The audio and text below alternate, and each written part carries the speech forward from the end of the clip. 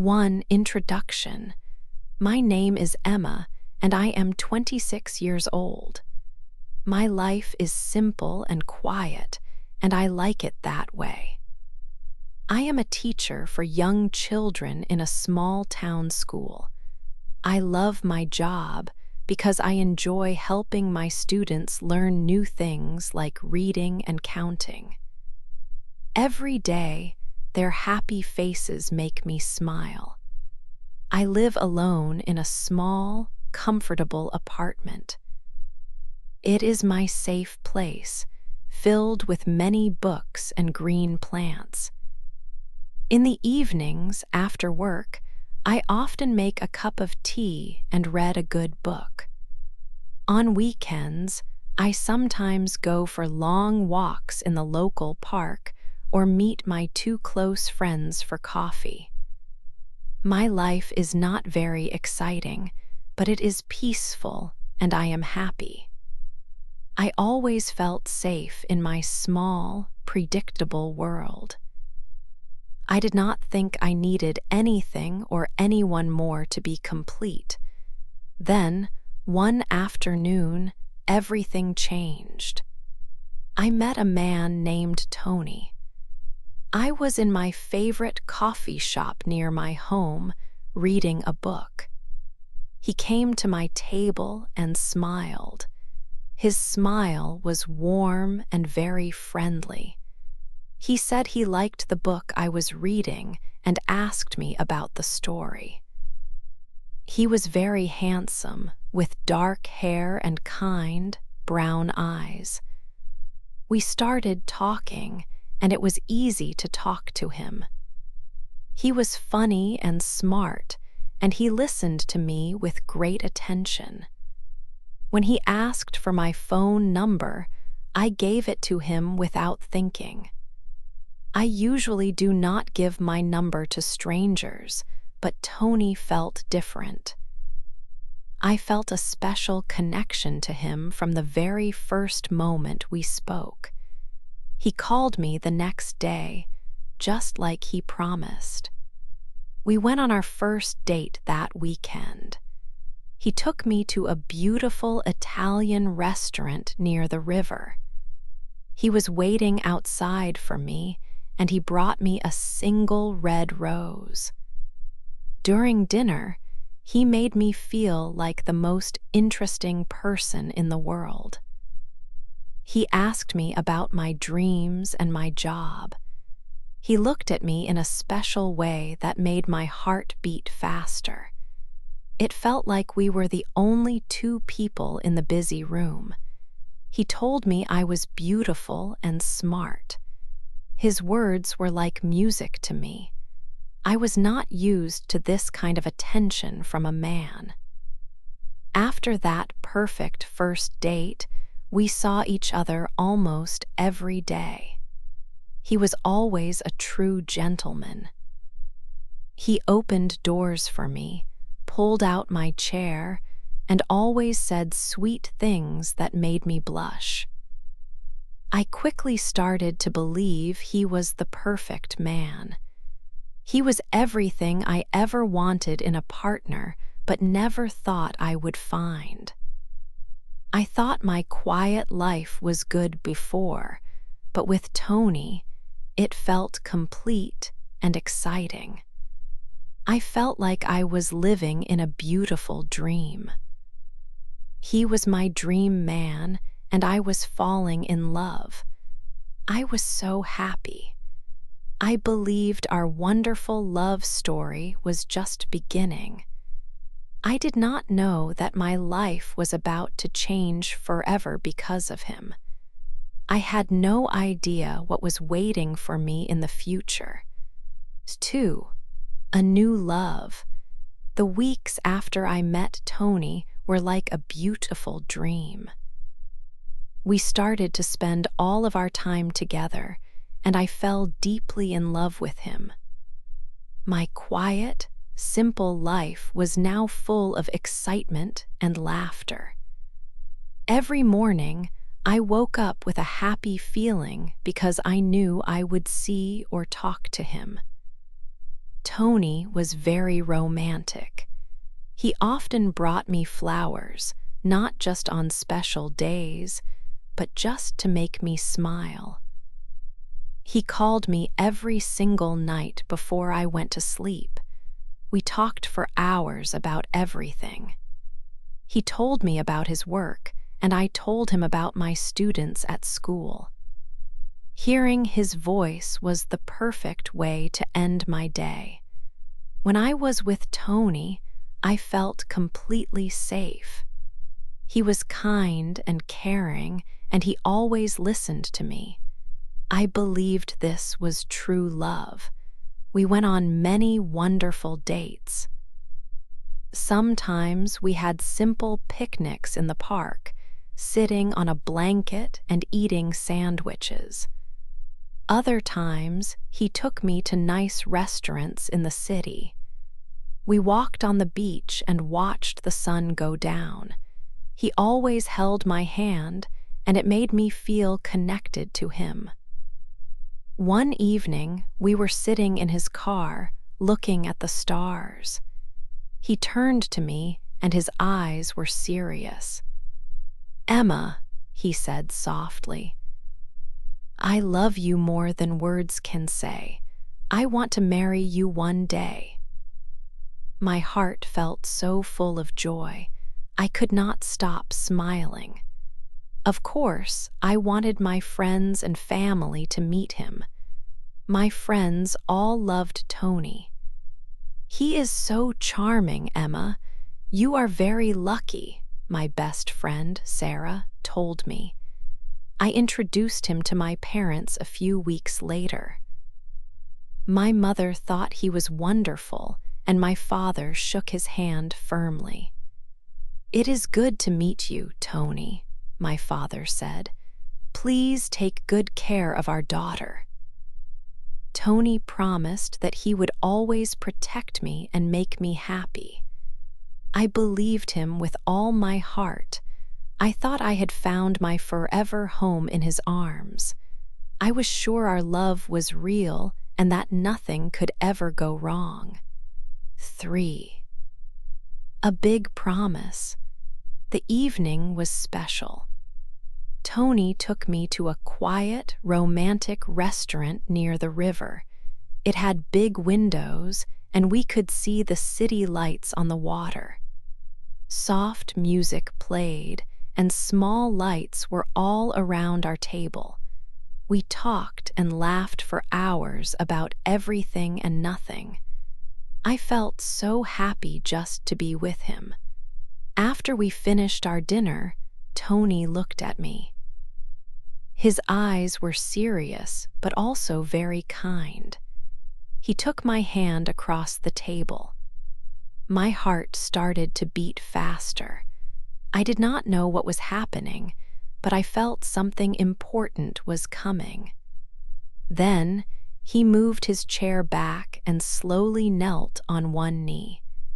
He opened a small, dark blue box. Inside was a beautiful ring with a small, shining diamond. "Emma," he said, his voice soft and a little nervous, "you make me the happiest man in the world. I want to spend every day of my life with you. Will you marry me?" My whole body felt warm. Tears came to my eyes, but they were happy tears. I knew this was the most important question I would ever answer. I could not speak for a moment. Then I said, "Yes, yes, of course, I will marry you." Tony smiled the biggest smile I had ever seen. He carefully put the ring on my finger. It was a perfect fit. He stood up and kissed me, and some of the other people in the restaurant clapped for us. I felt like I was in a movie. He held me close and told me he loved me more than anything.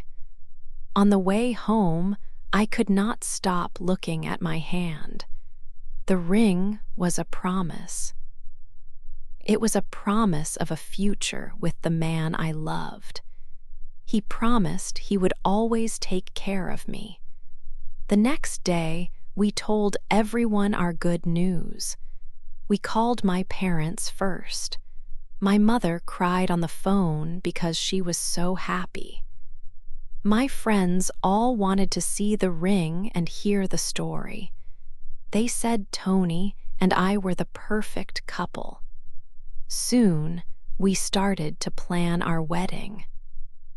We bought magazines and looked at pictures of dresses and flowers online. We made lists of guests and talked about the music we wanted. Every small decision felt important and exciting because we were making it together. I was full of so much happiness during those weeks. Every morning, I woke up and saw the ring on my finger. It reminded me that my wonderful new life was real. I believed our love was the strongest thing in the world. I had no doubts. I thought nothing could ever go wrong for us. I imagined our future home, our children, and growing old with Tony. I felt safe and loved, and I believed he was the perfect man for me. My life was going to be a long and happy story, for a small change. The first few weeks after our engagement were wonderful. I looked at my beautiful ring every day. It was a sign of our future together, and I felt like the happiest woman in the world. We continued to plan our wedding. But then, a small change began, like a single dark cloud in a bright blue sky. It started slowly, so I almost did not see it. One afternoon, I was on the phone with an old friend from university. We laughed and talked for about 15 minutes. When I put the phone down, I saw Tony. He was standing in the doorway and he did not look happy. "Who was that?" he asked. His voice was cold. I told him it was just a friend. "Why do you need to talk to other men?" he said. I was very surprised. I told him he was silly and that I only loved him. I tried to laugh, but his serious face made me feel uncomfortable. A few days later, his jealousy came back. We were in a shop, and the cashier was a friendly young man. He smiled at me when he gave me my change. In the car, Tony was silent. "What is wrong?" I asked him. "I saw how you looked at him," he said, his voice low and angry. I could not believe it. I told him he was wrong, but he did not listen. He said I did not respect him. That night, I felt confused. This was not the sweet, caring man I knew. One evening, his anger exploded over something very small. I made dinner, but it was not the food he wanted. He started to shout. His voice was so loud it hurt my ears. He had never shouted at me before. I did not know what to do. Then he picked up his water glass from the table. He threw it against the wall. The glass smashed into many small pieces. The noise was terrible. I stood still, and my heart was beating very fast. I was scared. I had never felt scared of him before. I looked at the broken glass on the floor, and then I looked at his angry face. I told myself that he was just stressed. I thought about his difficult job and all the wedding plans. I wanted to believe that he was still the good man I fell in love with. I told myself that our love was strong enough to survive this. It was just a small problem, and it would go away. 5. The first hit. One evening, we had a bad argument. I do not remember why we started to fight. It was about something small, but Tony's anger grew very big. His face became red, and his voice was hard and cold. He said I did not listen to him. He said I did not care. This was different from the other times. His anger was bigger and more frightening. I felt a cold feeling in my stomach. I wanted him to stop, but he just became louder. I was scared of the look in his eyes. He did not look like the man I loved. His shouting was the loudest I had ever heard. It felt like the whole apartment was shaking with his voice. I wanted to cover my ears. Suddenly, he stopped shouting. He raised his hand and he hit me across the face. The room was silent for a second. My cheek was hot with pain. I was in complete shock. I could not believe it happened. I looked at him, but I did not recognize the person in front of me. His eyes were full of a terrible anger. He was a stranger, and I was very afraid of him. My heart was broken. Tears started to run down my face. The pain in my heart was worse than the pain on my cheek. My dream of a perfect life with him was gone. Then his face changed. The anger left his eyes and he looked scared. He saw my tears and he understood what he did. "Emma, I am so sorry," he said. His voice was quiet and shaking. He tried to hold me, but I stepped away. He started to cry. "Please," he begged, "please do not leave me. I love you. It will never happen again, I promise." I was very confused. I looked at the man crying on the floor. I still loved him. I remembered all the good times we had. I wanted to believe his promise. I wanted the kind Tony to come back. So I decided to stay. I told him I would forgive him. He hugged me, but I felt empty inside. From that day, everything was different. A new feeling lived inside me. It was fear. The fear stayed with me all the time, like a dark shadow in my heart. I was not the same happy person anymore. 6. A hard life. After that terrible night, our home felt different. It was not a happy place anymore. I was always very quiet and careful around Tony. I did not want to do anything that could make him angry again. The fear I felt when he hit me did not go away. It stayed with me every day like a dark cloud over my head. I tried to act normal, but it was difficult. I was always waiting for the next argument, the next storm. Soon, Tony started to control my life. He wanted to know where I was every minute of the day. Before I left for my job as a teacher, he asked many questions. "Where are you going after school? Who will you talk to?" At work, my phone rang many times. It was always Tony. "Are you with a man? What are you doing right now?"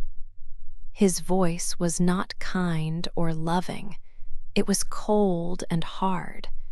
If I came home 5 minutes late, he was angry and shouted at me. He also tried to keep me away from my friends. He told me, "Your friends are not good for you. They do not like me." This was not true. My friends were just worried about me. One afternoon, my best friend Sarah called me. Tony took the phone from my hand. "Emma cannot talk right now," he said, and he ended the call. After that, my friends did not call as much. I started to feel very lonely. My world became very small. It was just me and Tony. Our life moved in a strange circle. For a few days, Tony was the angry man. He shouted for small reasons like the dinner being late. He sometimes broke things like a plate or a cup. His anger was big and frightening. But then, the next day, he changed. He became the sweet man I first met. He brought me flowers or a box of chocolates. He hugged me and said, "I am so sorry, Emma. Please forgive me. I love you so much." My heart was confused. I hated the angry Tony, but I still had feelings for the kind Tony. I wanted to believe his promises. I hoped the good man would come back forever, so I stayed. I hid the truth from my family and friends. I told everyone that we were happy, but I felt trapped in a sad life, and I did not know what to do. 7, the last night. The evening started like many other evenings. We ate dinner in silence. I tried to be small and quiet. I did not want to make him angry, but it did not matter. His anger always found a reason. Tonight, the reason was a cup I put in the wrong place. His face became dark and his voice got loud. I knew what was coming next. My body started to shake before he even moved. He shouted words that hurt me. Then he picked up a wooden chair. With a loud roar, he threw it against the wall. The chair broke into pieces. Wood flew across the room. I screamed and ran to the bathroom. I locked the door and pressed my back against it. My heart was beating very fast, like a drum. I was so scared. I stayed there for a long time, listening to him walk around the living room. After some time, everything was quiet. I slowly unlocked the door. I looked at my face in the bathroom mirror. I did not know the person looking back at me. Her eyes were big with fear. There were dark circles under them. Her face was pale and sad. This was not me. This was not the happy Emma my friends and family knew. I remembered the woman I was before I met Tony. She was strong. She was happy. She had dreams. I looked at the sad face in the mirror and made a promise. I decided to save that woman. I knew what I needed to do. This was not love. Love is kind and makes you feel safe. It does not break chairs or make you hide in a bathroom. I deserved to be safe. I deserved to be happy again. I waited until I heard him sleeping. His breathing was deep and regular. The house was completely silent. I moved without making a sound.